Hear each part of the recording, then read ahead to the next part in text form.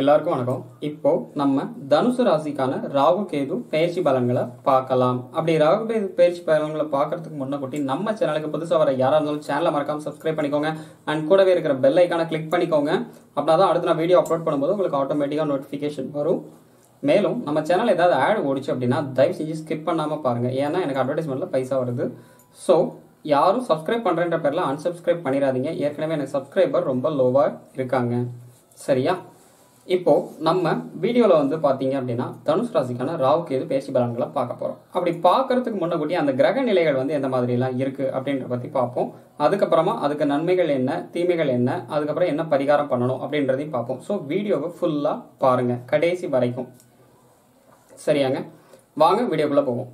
இப்போ கிரக நிலைகள்னு பாத்தீங்கன்னு வச்சுக்கோங்களேன். மேஷத்துல செவ்வாய் இருக்கு, மிதுனத்துல ராகு இருக்கு, அதுக்கப்புறமா விருச்சிகத்துல குரு பகவான், தனுசுல வந்து பாத்தீங்க அப்படின்னா சுக்கிர பகவான், கேது பகவான், சனி பகவான் இருக்காரு.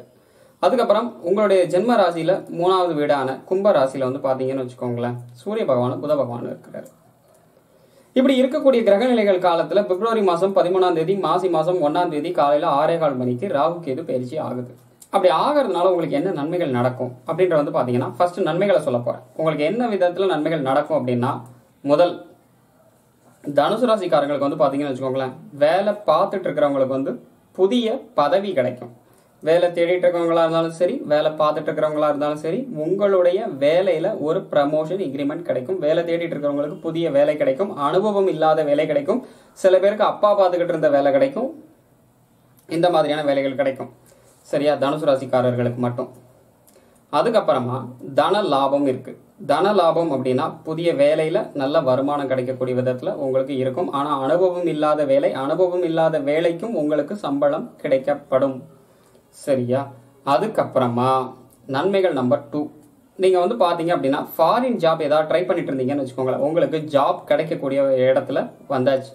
ஸோ உங்களுக்கு வெளிநாடு வேலை வாய்ப்பு கிடைக்கும். இப்போ அரசாங்க உத்தியோகம் சம்பந்தப்பட்ட யாராவது அரசாங்க உத்தியோகம் ட்ரை பண்ணிட்டு இருந்தாங்க அப்படின்னா அரசாங்க உத்தியோகமும் கன்ஃபார்மாக கிடைக்கும்.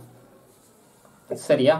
இது நன்மைகள் 2 முடிஞ்சது. இப்போ நன்மைகள் வந்து 3வது பார்க்கலாம். 3வது நன்மை என்ன அப்படின்னு பாத்தீங்கன்னு வச்சுக்கோங்களேன், தூர தேசம் சஞ்சாரம் போறதுனால குடும்பத்தை விட்டு கொஞ்சம் பிரிஞ்சு இருக்கிற மாதிரி உங்களுக்கு ஒரு சிச்சுவேஷன் வரும். குடும்பத்தை பிரிஞ்சு இருக்கிறது எப்படி நன்மை அப்படின்னு சொல்லி கேட்பீங்க.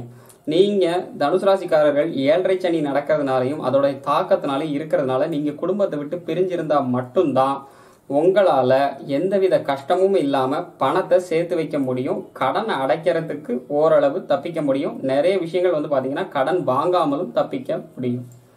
அது ஒரு நன்மை தான். சரி, அது தீமை கிடையாது. 4வது நன்மைகள் என்ன அப்படின்ற வந்து பாத்தீங்க அப்படின்னா, ஏற்கனவே நகைகள் வந்து அடமானத்துல வச்சிருந்தீங்க அப்படின்னா அந்த நகைகளை வந்து திருப்பறதுக்கு ஒரு நல்ல வாய்ப்பு கிடைக்கும். சரியா? நகைகள் மீட்டெடுத்து நீங்க உங்க பேர்ல வச்சுக்கிடுவீங்க. நீங்க அதுக்கப்புறம் அதை அடமானத்துக்கு கொண்டு போக மாட்டீங்க. அதுக்கப்புறமா நீங்க மேற்கொண்டு கடன் வாங்குறதுக்கு உங்களுக்கு தேவையும் இருக்காது. இது ஒரு நன்மை. அதுக்கப்புறம் நன்மை இல்லை 4வது என்ன அப்படின்னு வந்து பாத்தீங்க அப்படின்னா, உங்களுக்கு சொந்தமான சொத்துக்கள் ஏதாவது இருந்தது அப்படின்னா அதை மாத்தி அமைப்பீங்க. அதை மாத்தி அமைக்கிறதுனால உங்களுக்கு நிறைய தன லாபம் கிடைக்கும்.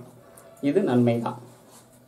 அப்படி நன்மைகள் வந்து பாத்தீங்கன்னா தன லாபம் கிடைச்சாலும் இருக்கிற கடனை அடைச்சிட்டு நீங்க மிச்ச பணத்தை பேங்க்ல எஃப்டி மாதிரி போட்டு வச்சு, அதாவது சேமிச்சு வைக்க ஆரம்பிச்சிடுவீங்க. உங்களுக்கு பணம் வந்து கொஞ்சம் கையிருப்புல எப்போதும் இருந்துகிட்டே இருக்கும். சரியா? அந்த லெவலுக்கு பணம் இருக்கும். அதுவும் நன்மை தான். அதுக்கப்புறம் 5வது விஷயம் என்ன அப்படின்னு பாத்தீங்கன்னா, புதுசா தொழில் தொடங்கணும்னு நினைக்கிறவங்களுக்கு ஒரு 40% ரூபா வச்சிருக்கேன், 60% வெளியில இருந்து எதிர்பார்க்குறீங்க அப்படின்னா உங்களுக்கு கேட்ட இடத்துல பணம் கிடைக்கும். சரியா? பேங்க் லோன் அப்ளை பண்ணியிருந்தீங்கன்னா பேங்க் லோன் கிடைக்கும்.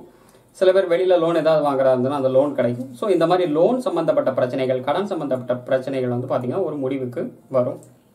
இது நன்மைகள் 5.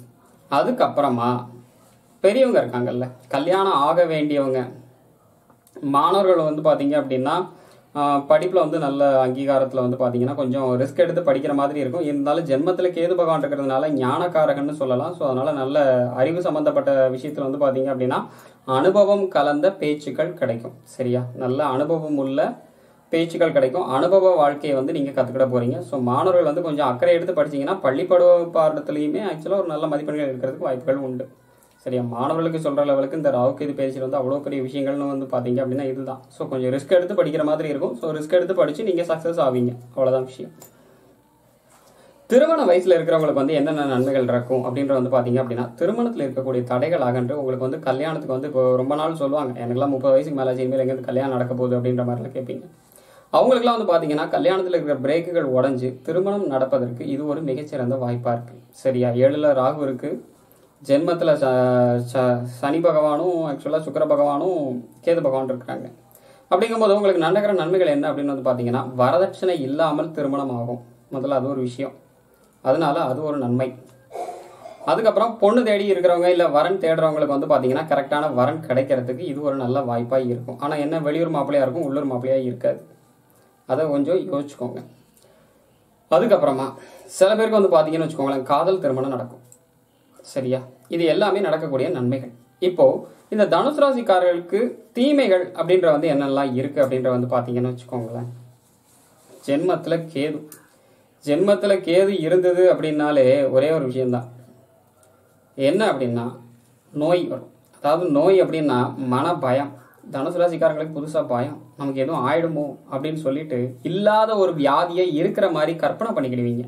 அப்படி கற்பனை பண்ணிட்டு அதனால எதுவும் பாதிப்பு வந்துருமோ அப்படின்னு சொல்லிட்டு பயப்பட ஆரம்பிச்சிடுவீங்க. சரியா, அதனால உங்களுக்கு மன பயம் ஏற்படும். தனுசு ராசிக்காரங்களுக்கு வந்து பார்த்தீங்க அப்படின்னா ஜென்மத்தில் கேது சஞ்சாரிக்கும் போது எதுவும் பெரிய நோய் வந்துருமோன்னு சொல்லி ஒரு மனபயம் ஏற்படும். அந்த மனபயம் என்பது ஒரு தீமை.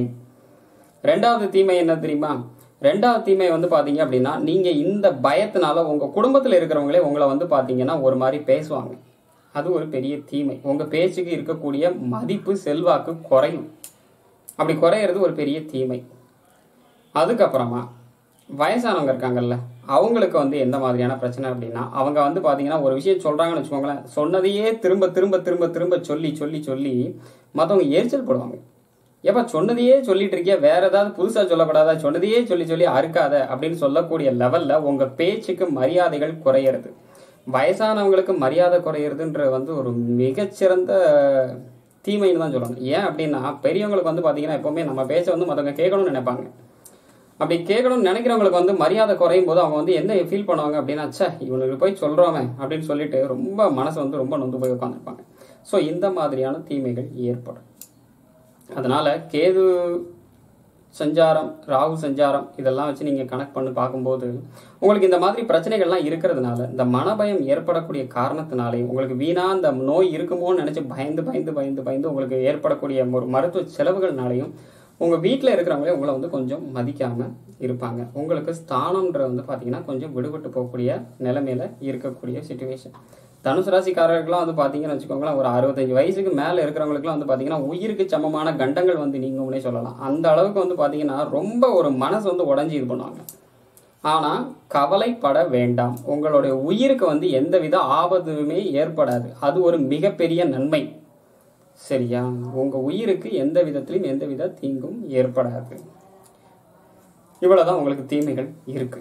சரியா, அதுக்கப்புறமா உங்க ராசிக்கு என்ன பரிகாரம் பண்ணலாம் அப்படின்ற வந்து பாத்தீங்கன்னு வச்சுக்கோங்களேன், தனுசு ராசிக்காரர்களுக்கு வந்து இருக்கக்கூடிய ஒரு பெரிய பரிகாரம் என்ன அப்படின்னா, சந்திர மௌலீஸ்வரரை வணங்கணும், இல்ல சிவன் கோயிலுக்கு போகணும். அதுவும் இல்லை அப்படின்னா வீட்டுல பூஜை ரூம் இருக்கும் பாத்தீங்களா, அந்த பூஜை ரூம்ல ஏதாவது விக்கிரகங்கள், அதாவது விக்கிரகம் அப்படின்னா சிலைகள், சின்ன சின்ன சிலைகள், நிறைய பேர்லாம் பாத்தீங்கன்னா பித்தளையில சிலை வச்சிருப்பாங்க, பிள்ளையார் சிலை, அப்புறம் முருகர் சிலை, சிவலிங்கம், இந்த மாதிரியான சிலைகள்லாம் இருக்கும்.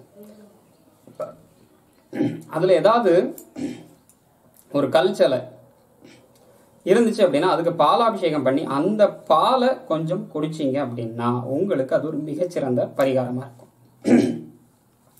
அது போக உங்க வீட்டு பூஜை ரூம்ல ஒரு தன்வந்திரி பகவானோட போட்டோவை நீங்க ஃப்ரேம் பண்ணி போட்டுக்கிட்டு அதை தினமும் கும்பிட ஆரம்பிச்சிங்கன்னு வச்சுக்கோங்களேன், உங்களுக்கு நோய்கள் வந்து குறையும்.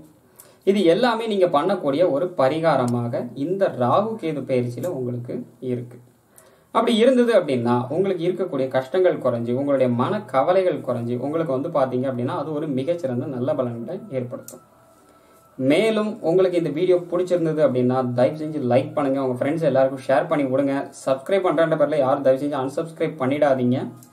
சரியா, அதுக்கப்புறமா இப்போ இந்த தனுசு ராசிக்காரர்களுக்கு வந்து பார்த்தீங்கன்னு வச்சுக்கோங்களேன், சில இம்பார்ட்டன்ட் டிப்ஸ். இப்போ தொழில் வந்து பார்த்துட்டு இருப்பாங்க, தொழில் பார்க்குறவங்க வந்து பார்த்தீங்க அப்படின்னா மேக்ஸிமம் அதிகபட்சம் வெளியில் கடன் வாங்காமல் ஓரளவு கடன் வாங்கிக்கோங்க. 80% நீங்கள் உங்கள் கையிலேருந்து போடுற மாதிரி பார்த்துக்கோங்க ரூபாயை. அப்படி பார்த்தா மட்டும்தான் உங்களால் வந்து பார்த்தீங்கன்னா கடன் சுமையை வந்து பெருமளவில் வந்து தாங்கக்கூடிய அளவுக்கு எபிலிட்டி வரும். ஏன்னா இப்போ துலாம் ராசிக்காரர்கள்லாம் ரொம்ப சங்கடத்தில் இருக்காங்க சரியா. ஏன்னா அவங்கெல்லாம் கடன் வாங்கிட்டு இப்போ ஏன்டா வாங்கணும் அப்படின்ற ரேஞ்சில் ஏதாவது ஒன்று முட்டி மோதலாமான்ற நிலைமையில இருப்பாங்க.